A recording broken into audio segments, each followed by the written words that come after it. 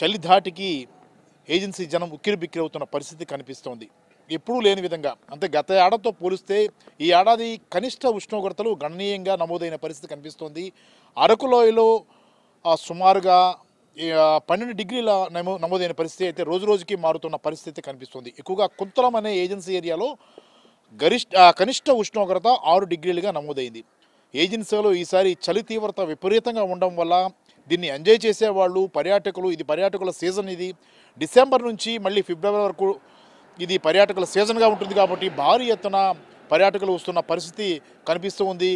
ఈ చలి వాతావరణాన్ని, మంచు వాతావరణాన్ని ఎంజాయ్ చేస్తున్న వాళ్ళు కూడా చాలామంది ఉన్నారు. అయితే కొన్ని జాగ్రత్తలు అయితే తీసుకోవాల్సి ఉంటుంది.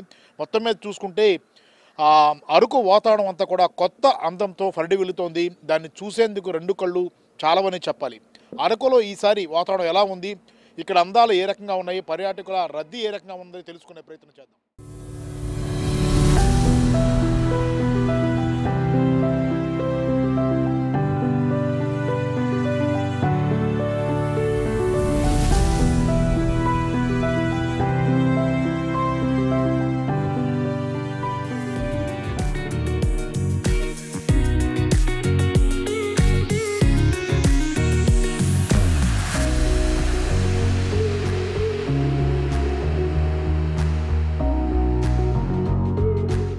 ఏడాదితో చూసుకుంటే ఈ ఏడాది చాలా ఎక్కువ మంచు ఉంది కదా. బాగుందండి ఈ ఏడాది, చాలా బాగుంది. నెక్స్ట్ ఫాగ్ కూడా చాలా బాగా పడుతుంది. ఈ రెండు అవడంతో ఊటీతో ఎలా ఉంటుందో ఊటీలా ఉంది. అంటే క్లైమేట్ బాగా ఎంజాయ్ చేస్తున్నారు. ఎస్, చాలా బాగా ఎంజాయ్ చేస్తున్నాం. మీరు ఎక్కడి నుంచి వచ్చారు? మేము రాజాం, విజయనగరం పక్కనే రాజా నుంచి వచ్చాం. అరకులోనే ఉంటారా మీరు? అంటే మీరు అంటే ఈ అరకు క్లైమేట్ని ఎప్పుడు చూస్తుంటారు? ప్రతి ఏడాది చూస్తుంటారు చలికాలం అంతా. ఈ ఏడాది చలికాలం ఎలా ఉంది? ఈ ఏడాది కొద్దిగా లేట్గా స్టార్ట్ అయిందండి. అది లేట్గా స్టార్ట్ అయింది. అంటే ఈ క్లైమేట్ మీరు తట్టుకుంటారు కదా, ఈ ఏడాది ఎలా ఉంటుంది మరి? పర్లేదు, కొత్త వాళ్ళకి కొంచెం కొంచెం ప్రాబ్లం. అదే అనమాట. అంటే జనరల్గా ఈ క్లైమేట్ నుంచి తట్టుకోవడానికి ఏం చేస్తుంటారు సార్? మీరు ఇక్కడ లోకల్గా ఉంటారు కాబట్టి జనరల్గానే చల్లగా ఉంటుంది. ఈ కాలం వచ్చేటప్పుడు ఇంకా ఎక్కువ చల్లగా ఉంటుంది కదా, ఎలాంటి జాగ్రత్తలు ఏమైనా తీసుకుంటారా? ఏముంది, స్వెటర్లు గట్ట వేసుకోవటమే. మంచు ఎక్కువ పడుతుంది కదా, స్వెటర్ గట్ట వేసుకోవటమే.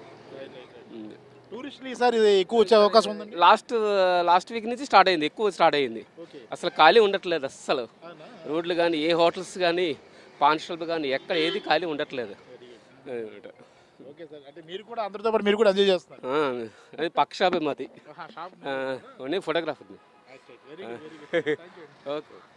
అరకు వ్యాలీకి దేశంలోనే ఒక ప్రత్యేకమైన స్థానం ఉంది. పర్యాటక రంగానికి సంబంధించి, ముఖ్యంగా డొమెస్టిక్ పర్యాటక రంగానికి సంబంధించి తెలంగాణతో పోలిస్తే తెలంగాణ 9వ స్థానంలో ఉంటే అరకు 3వ స్థానంలో ఉంది. ఆంధ్రప్రదేశ్కు అతిపెద్ద పర్యాటక కేంద్రంగా విరాజిల్లుతోంది.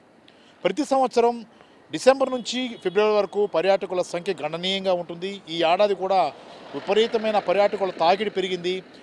ముఖ్యంగా అరకు లోయలో ప్రస్తుతం అయితే ఒక రూమ్ కూడా దొరికే పరిస్థితి లేదు. పర్యాటకులు వచ్చి అంటే వాహనాల్లో వచ్చే వాళ్ళంతా కూడా వాహనాల్లోనే ఉంటూ ఎంజాయ్ చేస్తూ క్యాంప్ ఫైర్ వేసుకుంటూ ఆ రాత్రంతా గడుపుతూ తిరిగి వెళ్ళిపోతున్న పరిస్థితి కనిపిస్తుంది. ఎందుకంటే ఈ నెల అంటే కొత్త సంవత్సరం వస్తున్న వేళ ముందుగానే 3-4 రోజుల ముందుగానే అన్ని హోటల్స్ కూడా ప్యాకప్ అయిపోయి మొత్తం పికప్ అయిపోయిన పరిస్థితి, మొత్తం అంతా కూడా బుక్ చేసుకున్న పరిస్థితి కనిపిస్తుంది.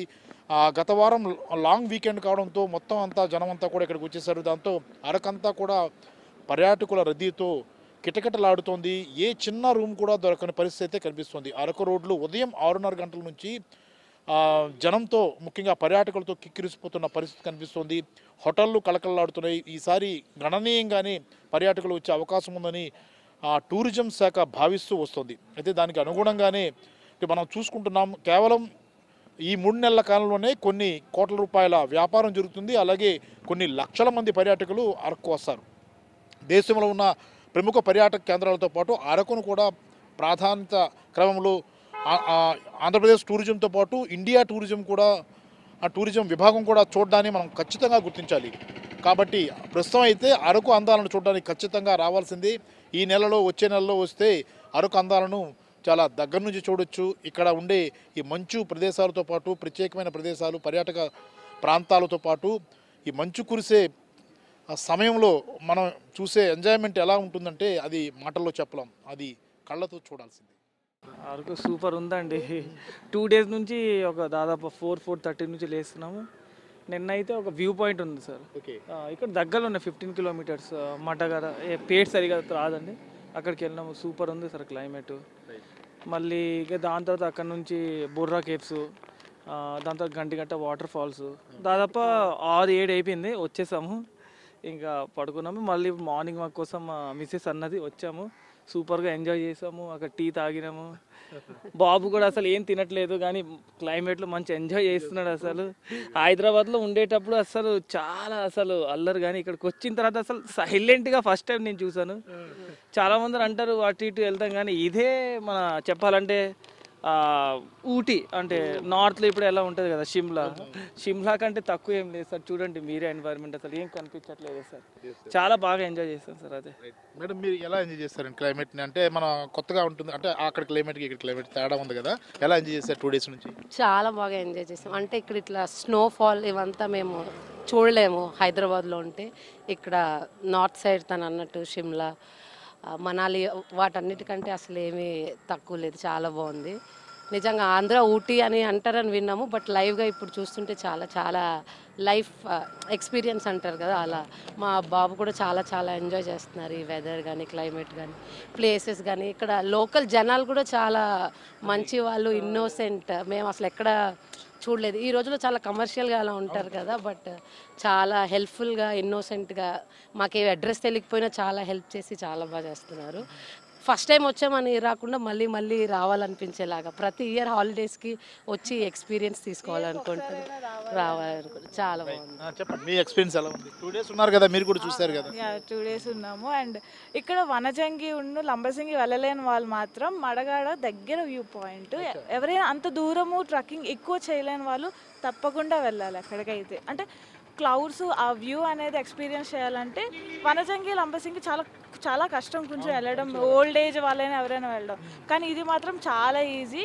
చూడండి, అందరూ తప్పకుండా వెళ్ళండి మడగడ వ్యూ పాయింట్ మాత్రం. Thank you.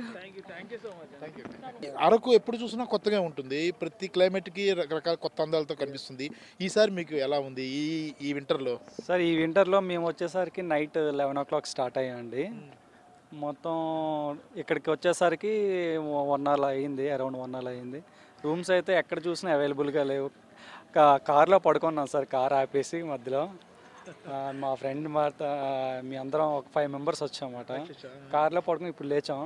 మీరు బయటకు వచ్చే రూమ్లో మేము చూసాం అన్నమాట, అక్కడ కూడా అవైలబుల్గా ఏమీ లేవు అన్నమాట. మరి ఇప్పుడు ఎక్కడొక్కడ ఫ్రెష్ అయ్యి బయట ఎక్కడ ఫ్రెష్ అయ్యి మళ్ళీ రిటర్న్ వెళ్ళిపోవాలన్నమాట. రూమ్స్ ఎక్కడా లేవు, రేపటికి కూడా లేవండి. చాలా టైట్గా ఉన్నాయి. అది అంటే లాంగ్ వీకెండ్ రావడం తర్వాత అసలు మోరోవర్ ఈ న్యూ ఇయర్ ముందే ఈ వీళ్ళకి సీజన్ కూడా డిసెంబర్ అండ్ జాన్ ఒకటే ఉంది సీజన్. ఎంత చిన్న రూమ్స్ అయినా సరే కనీసం ఈ టెంట్స్ కూడా ఖాళీ లేవండి.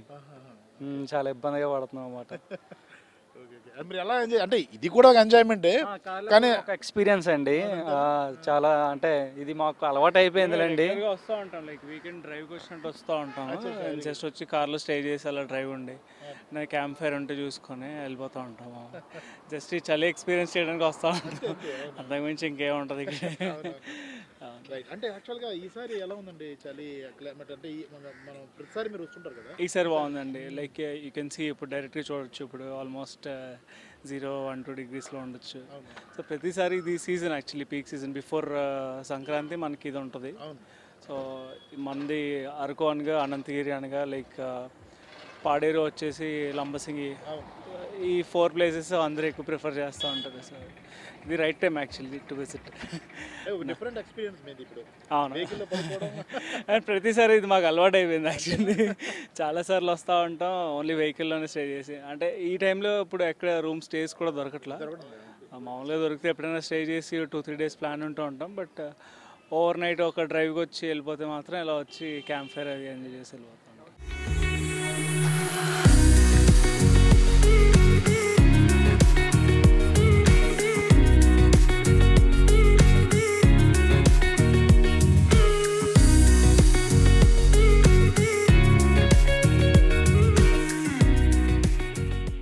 సహజ సిద్ధమైన ప్రకృతి వాతావరణం అరకుకే సొంతం. ప్రస్తుతం 7:30 కావస్తుంది ఉదయం వేళలో. ఇప్పటికే సూర్యుడు తన ప్రతాపాన్ని చూపించాల్సిన పరిస్థితి ఉంటుంది. సూర్య రశ్మితో మొత్తం వాతావరణం అంతా వేడెక్కాల్సిన వాతావరణం ఉన్నప్పుడు కూడా అరకులో ఇంతవరకు అలాంటి సూర్యుడి అడ్రస్సే లేదు. అంటే అంతటి పొగమంచు కురుస్తూ ఉంది. రాత్రి నుంచి వరుసగా పొగమంచు కురుస్తూనే ఉంది. మనం సహజంగా మార్నింగ్ అంటే ఉదయం వేళల్లో విశాఖపట్నం నుంచి అరకు వచ్చే రైళ్లలో మనం చాలామంది పర్యాటకులు ప్రయాణిస్తారు. ఉదయం 10-10:30 కల్లా అరకు చేరుకోవడం, ఇక్కడ ఎంజాయ్ చేయడం, తిరిగి వెళ్ళిపోవడం అనేది జరుగుతుంటుంది. చాలామంది ఇక్కడ స్టే చేస్తారు. కానీ మేమేం చేశామంటే రాత్రి 9:20 విశాఖపట్నంలో బయలుదేరే స్పెషల్ ఎక్స్ప్రెస్లో బయలుదేరి అరకుకు రాత్రి 12:30-1 గంట సమయంలో చేరాం. అప్పటికే పూర్తిగా మంచుతో కప్పబడిన అరకును చూసాం. ఆ తర్వాత ఉదయం వేళలు వచ్చేటప్పటికి మనం చూసుకుంటున్నాం కదా, మొత్తం అంతా కూడా అరకులో మొత్తం మంచుతో కప్పబడిన వాతావరణం కనిపిస్తుంది. సుమారుగా ఉదయం 9 గంటల వరకు కూడా సూర్యుని అడ్రస్ అయితే ఉండదు. సూర్య భగవానుడు ఇక్కడ కనిపించే అవకాశం లేదు. జనం చాలా అప్రమత్తంగా ఉన్నారు. అలాగే ముఖ్యంగా అందరూ కూడా స్వెటర్లు ధరించాల్సిన పరిస్థితి ఉంది. అలాగే మంకీ క్యాప్స్ ధరించుకోవాల్సిన పరిస్థితులు ఉన్నాయి. ఈ వాతావరణం అయితే ఇక్కడ కనిపిస్తుంది. అయితే ఈ ఏడాది గణనీయంగా ఏంటంటే ఒకవైపు కోవిడ్ హెచ్చరికలు ఉన్న నేపథ్యంలో వచ్చే పర్యాటకులంతా కూడా కొంచెం జాగ్రత్తలు తీసుకుంటే మంచిదని అభిప్రాయం అయితే వ్యక్తమవుతుంది. ఎందుకంటే ఇక్కడ వాతావరణం మనం చూసాం కదా, ఎక్కువగా ఇదంతా కూడా రెస్పిరేటరీ అంటే ఊపిరితిత్తుల మీద ఎక్కువ ప్రభావం చూపించే అవకాశం ఉంది. పొగమంచు అనేది మన ముక్కు గుండా లోపలికి వెళ్ళే అవకాశం ఉంటుంది. కాబట్టి కొన్ని జాగ్రత్తలు తీసుకుంటూ ఈ ప్రకృతిని ఎంజాయ్ చేస్తూ తమ టూర్ని సుఖవంతంగా చేసుకోవాలన్న అభిప్రాయాన్ని అధికారులు సైతం సూచిస్తున్న పరిస్థితి కనిపిస్తుంది. ఏమైనప్పటికీ అరకు అందాలను చూసిన తర్వాత మనసు ప్రశాంతంగా మారిపోతుంది. మనం కొత్త వాతావరణంలోకి వచ్చామా, రెండింతల బలాన్ని మనం సమకూర్చుకొని తిరిగి ఇంటికి వెళ్ళేటప్పుడు మనం పూర్తి స్థాయి ఎంజాయ్మెంట్తో ఇంటికి వెళ్ళే పరిస్థితులు ఉంటాయి. అలాంటి వాతావరణం ఈసారి కూడా ఉంది. కాకపోతే ఆరోగ్య జాగ్రత్తలు కూడా తీసుకోవాల్సిన అవసరం ఉందని వైద్యాధికారులు హెచ్చరిస్తున్న పరిస్థితి కూడా కనిపిస్తుంది. అరకులో ఎలా ఉంది క్లైమేట్? చాలా చాలా చలి ఎక్కువగా ఉంది. చాలా ఎంజాయ్ చేస్తున్నాం పిల్లలతోటి. చాలా బాగుంది. ఇంకా చూడడానికి వెళ్తున్నాము. ఆయన ఇంత చలి ఉన్నా కూడా మేము ఎంజాయ్ చేయడానికి పిల్లలతో వచ్చాము ఇంత ఎర్లీ మార్నింగ్. ఇంకా మా పిల్లలు కూడా ఉన్నారు ఎంజాయ్ చేద్దామని. మంచుకు భయపడి ఉండిపోయారు. ఇంకా చాలా మంది ఉన్నాం రావడానికి. క్లైమేట్ చాలా బాగుంది. ఇంకా బాగుంటుందని మేము అనుకుంటున్నాం. ఇదే ఫస్ట్ టైం రావడం. అవును, ఫస్ట్ టైం రావడం. పిల్లలతో వచ్చాం కానీ చలి ఎక్కువగా ఉంది.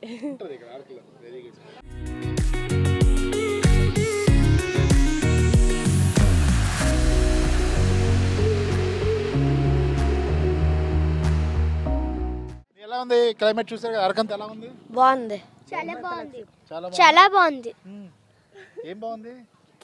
ఈ అరకు మంచిగా మొత్తం ఎక్కువ ఉంది. బాగుంది చాలా. ఇక్కడ చూడడానికి చాలా బాగుంది. నీకు చలి అనిపించడం లేదా? ఉదయాన్నే లేచిపోయావు కదా? లేదు, స్వెటర్ వేసుకున్నాము. Okay okay. ఇంకేం చూడాలనుకున్నావు? ఇంకా బుర్రగ్రహ, Chaparai, coffee trees. First time వచ్చావా నువ్వు అరకు? ఓకే, ఎంజాయ్ చేస్తున్నావా? Very good. అందం చూడవయా, ఆనందించవయా అన్నాడు రచయిత. ఖచ్చితంగా ఇది నిజమే. ఎందుకంటే అరకు ప్రాంతాన్ని మనం సందర్శిస్తే ఖచ్చితంగా అలాంటి ప్రకృతి అందాలను చూసే భాగ్యం కలుగుతుంది. ఇప్పుడు హరిబరిగా ఉండే జీవితంలో కొన్ని రోజులైనా కొన్ని క్షణాలైనా ప్రకృతి వాతావరణం మధ్య, మంచి ప్రకృతి వాతావరణం మధ్య గడిపితే మనసుకు ఉల్లాసం వస్తుంది, ఆహ్లాదం అనిపిస్తుంది. అలాంటి ఆహ్లాదపరిచే వాతావరణం ప్రస్తుతం అరకు సొంతంగా మారిపోయింది. అరకు అనేది పరిచయం అక్కర్లేని పేరు. ఎంతోమంది వేలాది మంది పర్యాటకులు ఇప్పటికే వస్తున్న పరిస్థితి. ప్రతి ఏటలాగే ఈసారి కూడా పర్యాటక రంగం చాలా బిజీగా ఉంది. అలాగే పర్యాటక సీజన్ కావడంతో పర్యాటకులు కూడా వస్తున్న సంఖ్య పెరుగుతుంది. చాలా దూర ప్రాంతాల నుంచి వచ్చే పర్యాటకులంతా కూడా ఇక్కడ వాతావరణం చూశాక ఉత్తరాదిలో ఉండే సిమ్లా, మనాలి, ఊటీ ప్రాంతాలను మైమరిపించే విధంగా ఉందంటూ ఎంజాయ్ చేస్తున్న పరిస్థితి కూడా కనిపిస్తుంది. ఎప్పుడైనా అవకాశం ఉన్నప్పుడు ఖచ్చితంగా ప్రతి సీజన్లో అరకును సందర్శించడానికి ఒక బడ్జెట్ను, ఒక ప్లాన్ని ఏర్పాటు చేసుకోవాలి. అలాగే ఖచ్చితంగా అరకును సందర్శించేందుకు ప్రయత్నించండి. ఎందుకంటే జీవితంలో మర్చిపోలేని రోజు అంటూ ఏదైనా ఉంది అంటే అరకును వచ్చి వెళ్ళిన తర్వాత మనకి ఆ విషయం తెలుస్తుంది.